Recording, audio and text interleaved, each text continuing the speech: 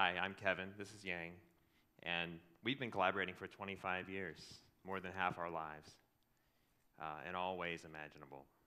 First as students at Carnegie Mellon University, and then on projects as designers at Herman Miller, and now as co-owners of Peopledesign, a brand innovation firm based in Grand Rapids, Michigan.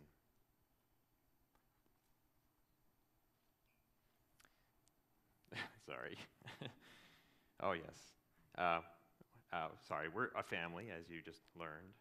We're married and have 3 children. Bruno, who's 11. He's the slacker. Toki, who's 9. She's the googler. And Lulu, who is 5. And she's the burglar. We collaborate on conference calls and carpools and business development and child development and all manner of growing up together. Click. That's us. Sometimes people ask me, how could you work with your spouse? I'll tell you, I don't know. It's just what we've been doing for all these years. People also sometimes say, it's just business. My son wanted me to say, Lord business, when they're trying to smooth over an awkward professional situation. But I can say, after having started our careers in a time when it seemed that employers weren't as committed long-term to their employees and having witnessed layoffs, I think those awkward situations are awkward because they are more than business, they're personal. We started our business and have been building our business in an era shaped by the internet, the laptop, email, and the smartphone. It's no secret that we're all in the midst of a communications revolution, and it's enabling digital creep into our personal lives like never before. In the 18 years that we've been running our business, our tiny business has weathered personal and professional storms of all kinds. Hires, fires, births, deaths, kids, parents, sickness, successes and failures, many of our own. We'd like to say that nothing is just business. Business is personal. Families working together is actually nothing new. Before the Industrial Revolution, families worked together as integrated economic teams. So I immigrated from Seoul when I was 8, and we weren't allowed to bring very much, so it was a pretty rough year. I think my mom didn't even unpack for a few months.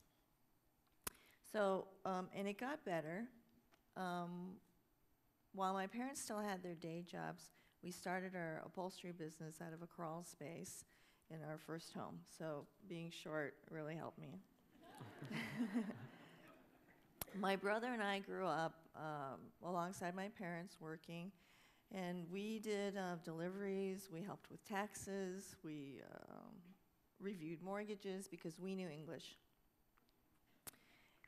And so we grew up fast. We were just working. I remember that I got grocery store duty, and at age 10 I would get dropped off at the grocery store while my parents made deliveries. And sometimes I would have to wait a while to get picked up. Somehow my brother shirked his grocery store duties. So everybody pitched in, everybody worked, and that's just what the norm was for us. I think that industrialization has led to compartmentalization, right? Adults go here, kids go there. School is here, work is there. Kids sleep here, and adults sleep there. And spouses go their own ways. Industrialization has enabled things previously unimaginable, right? Powered homes, powered cars, automation, the middle class, the evolution of leisure time.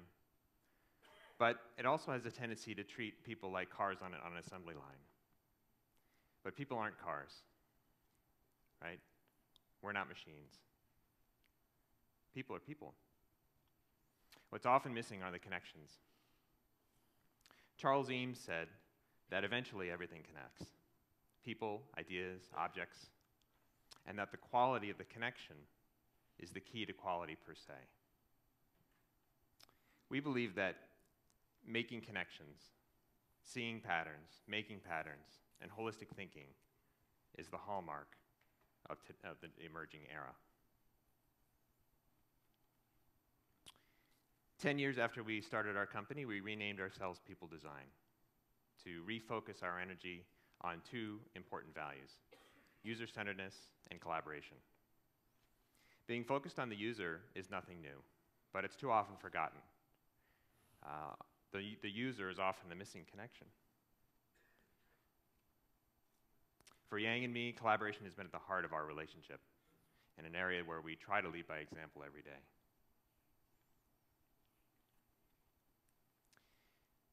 When you start a company, especially as designers, with big egos, you think it's all about you. But you quickly learn that serving underserved users and finding people to work with who are smarter than you is really what it's all about. And here are about 50 of the people that we've had the honor of working with on our team.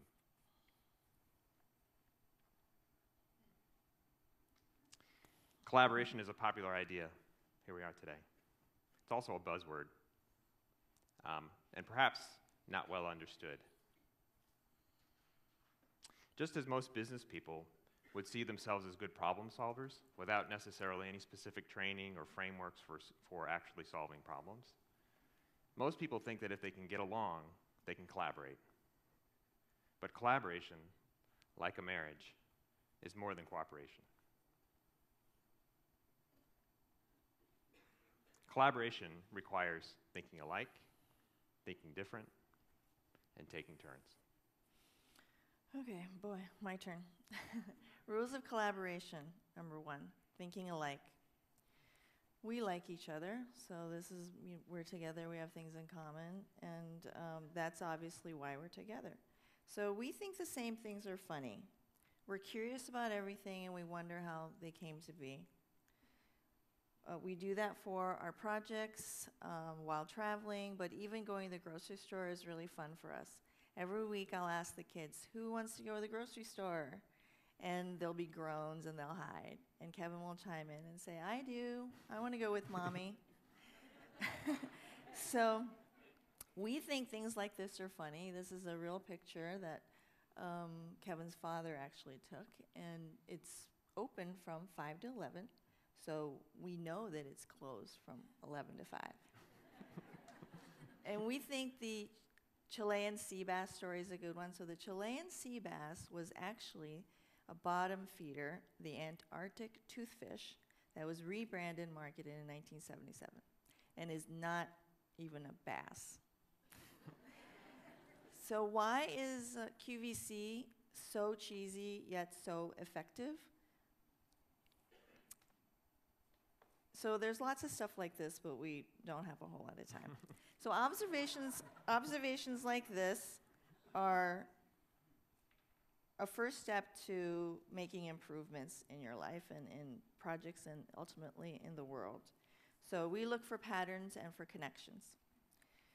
2, thinking different. We say that we're alike, but we went to school together. We're both designers, but we're clearly different. And it's a good thing that people are different. Over the years, we've grown into our own interests and our own specialties. And in working together on projects like relationships, we all need our own personal time. I think everybody can relate to that.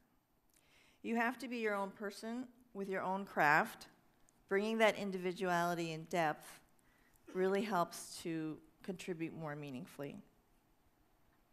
In fact, organizations, everyone thinking alike, is going to be a disaster because nobody sees that iceberg coming.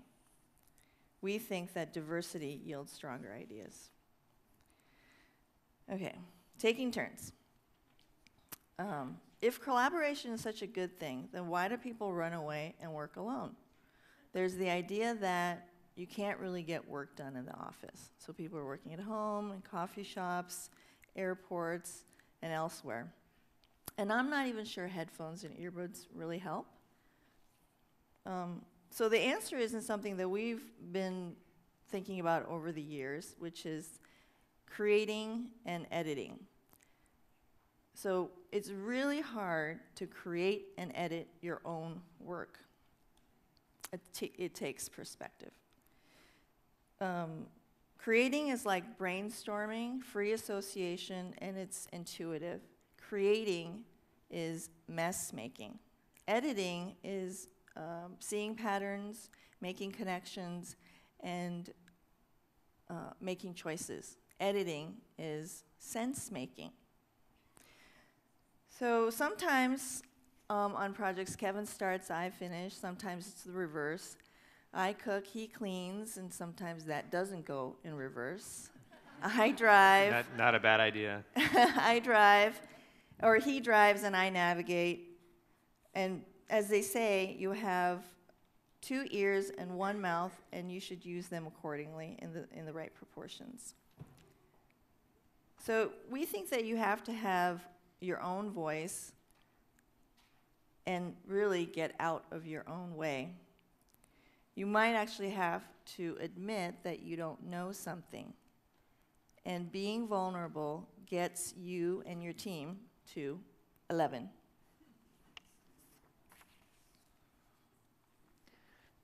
Couples working together. Is this for everybody? Perhaps not. This is a screen capture of Yang's computer of my inviting her to a vacation. I thought about it. I'm glad she said yes. I read recently that you are the best version of yourself if you are able to manage to have fun while you're at work. I think it's worked for us because our business is our pleasure. But I think we've been able to avoid the stereotypical pitfalls of couples working together. So Kevin and I have known each other for a long time, but our lives and our relationship haven't really been that public. Until now. Until now. we were a couple first, then we worked together for a number of years. We started a business. We got married and then had babies. So when we got engaged and I had my shiny new ring, some of the girls in the office said, "Yay, congratulations, you're getting married." Everybody was really excited. And then they asked, "To who?"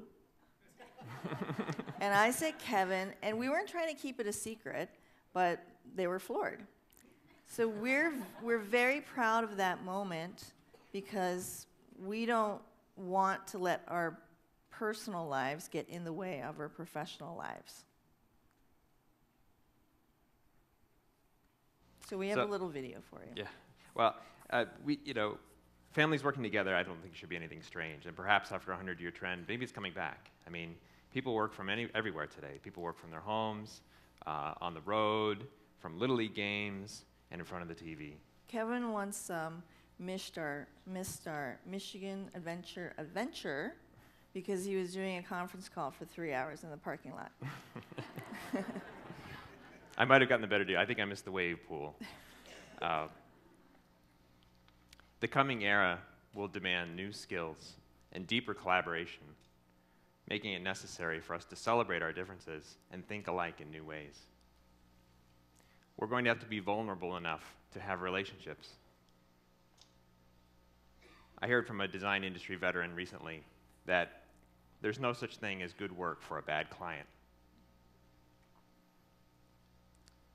We think that the best business and true collaboration is personal. We met at 9. We met at 8. I was on time. No, you were late. Ah, yes? I remember it well. We dined with friends. We dined alone. The tenor sang. A baritone. Ah, yes. I remember it well. That dazzling April moon. There was none that night, and the month was June. That's right. That's right. It warms my heart to know that you remember still the way you do. Ah, yes. I remember it well.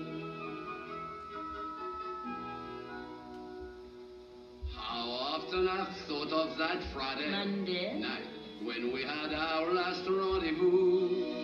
And somehow I foolishly wondered if you might, by some chance, be thinking of it too.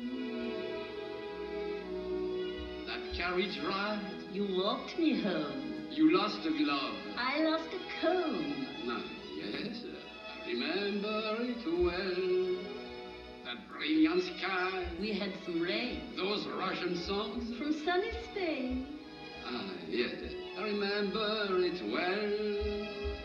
You wore a gown of gold. I was all in blue. Am I getting old? Oh no, not you. How strong you were, how young and gay, a prince of love in every way. Ah, yes. I remember it well.